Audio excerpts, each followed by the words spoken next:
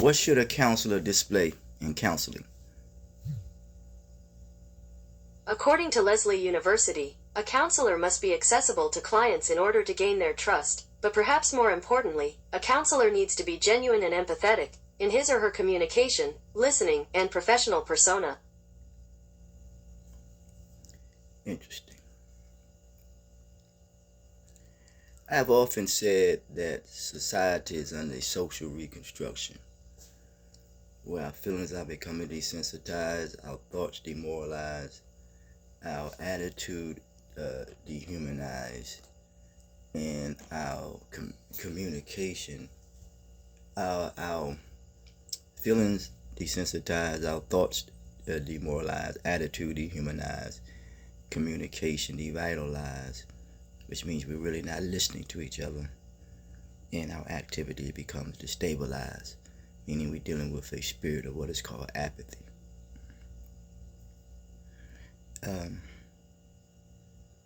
It says 5 keys of counseling: empathy, trustworthiness, ability to interpret information, questioning ability.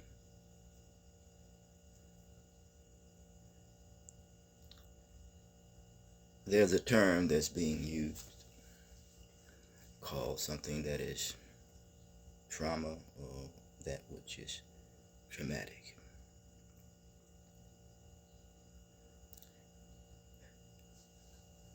Respond and reaction. What's the difference between respond and reaction? According to Hope Cure, we don't stop to think when we respond, we just do it. In a reaction, on the other hand, we use the part of our brain that lets us think and reason. Respond and reaction. It says we don't stop to think when we respond. We just do it. There is a slogan that says just do it. In reaction, on the other hand, we use the part of our brain that let us think and reason. Think. Someone says that vision stems from the source of one's thinking. The faculty that have been given to us is the ability to reason. Reason. I often say we need to reason from the premise of conversation and reason with progression rather than regression, because there's 2 struggles for me: common sense versus nonsense, regression versus progression.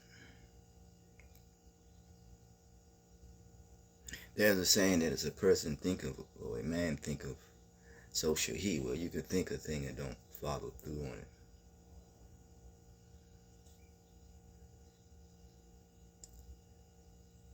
Think. Then you have thought. In what they call the addiction field, I believe you have triggers, and I've learned in the Greek sense that a trigger is in a trap, that which one becomes easily offensive, or it could have to deal with an offense. And yes, and people can become very defensive and easily offended. So there is a saying, or it's written in a religious text: accept the criticism from the criticizer. I think that when we come together, we should come together to give each other constructive value and constructive criticism, because at the end of the day, we want to make sure that that which we're giving the right attention to, and that which we need to focus on. I often said that our feelings, come to learn to know, it's like a gut feeling. We feel it and it sends something to a mind, and the mind is how we process. The mind is how we process those thoughts. Or we either could respond or react to that feeling. But I said that the brain is like a filter. And sometimes that, you got the left and the right hemisphere, as it is called. And it sometimes the filter may need to be changed. There was a session that was displayed in I think in the 60s. I forgot who it was. I don't know if it was Bayard Rustin, who was part of the civil rights era. He was talking about Islam is something that is reactionary. Let's see here. What is it? What is the meaning of reactionary? Here's the definition of reactionary: of a person or a set of views opposing political or social liberalization or reform. A person or a set of views. View. How we view things. Something that is opposing political or social liberalization, as the definition is, or reform. I believe it's Article 1, Section 8 says that Congress has the right to control commerce and taxes. So now we're dealing with something that is considered to be something that could be addressed in reform, and I realize that what needs to be addressed is social diversity, which means you not only have you come out a deficit perspective, but that means you move from a privileged minority to a privileged majority, which means that there will be no need of low self-esteem if we hold each other in high esteem.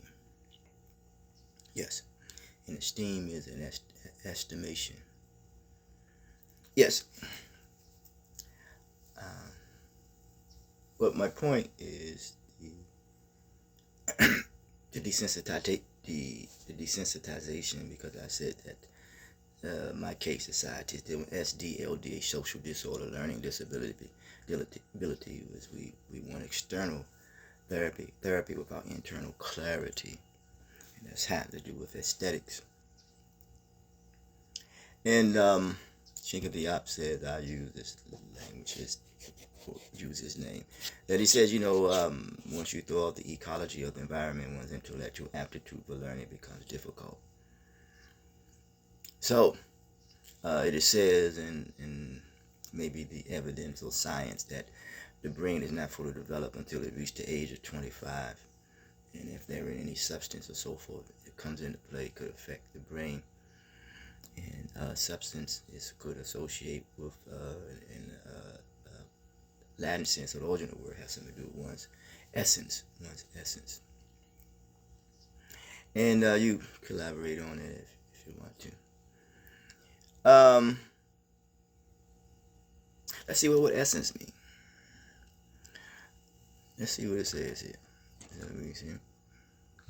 Define the meaning of essence. Here's the definition of essence: the intrinsic nature or indispensable quality of something, especially something abstract, that determines its character. Yes, because now we're getting into something, how people conceptualize that which is something concrete, and that which you're trying to conceptualize, that which is concrete, is something that is abstract.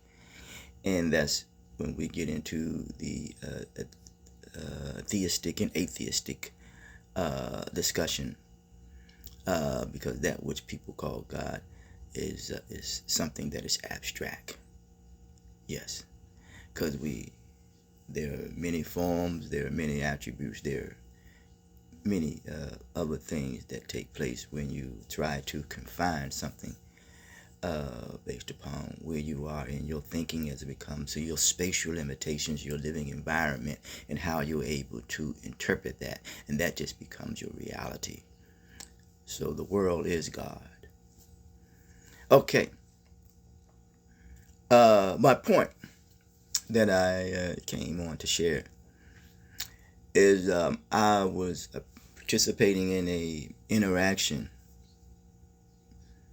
a role play, as we call it, even though some cultures don't participate that mainly, I think, China.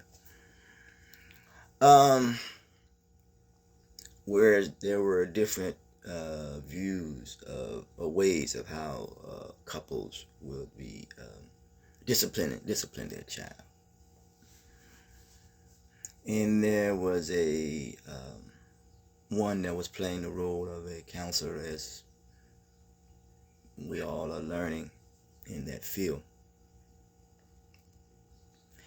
And I have said that they had greeted me in a Pacific American last name, and I said my name I have an Islamic last name. And the person that was playing the role of a counselor, as we are all learning, and hear me specifically now, that they said that I know you went to prison and you changed. I mean, you became a Muslim. I'm paraphrasing it now, but I never said that. I never said that. But remember the desensitization process that in that session, I was like stereotype or stigma, place a stigma on you, and that's why it's very key to one must learn to deal with his or her own trauma before he or she really could at least work on it. Because it will manifest itself, because we're dealing with cultural traditions, family traditions, and individual experiences. But it requires for us to, to understand the importance of cultural competence. I like to call it also social competence, because anytime we're dealing with competence under the what I call my social health model, when it comes to the maturation process, understanding tolerance, temperance, we're dealing with the temperament, self-control of one's attitude, because it determines how coherent one is. Because a one that is coherent, he is very consistent. He is not illogical. He or she is not inconsistent in his thinking. And sometimes people do things at the expense of their own convenience and based upon their individual experiences, not the experience of the one whom you may be sitting down counseling. And what happens is that your individual experiences, however, if it may be or may not be traumatic, maybe I'm stigmatizing, stereotyping, because I'm no psychologist or no clinician. What I do know is that in the session, the people that were being counseled in this role play, being counseling, which was male and female, and man, no way, the difference is how they're going to raise their child.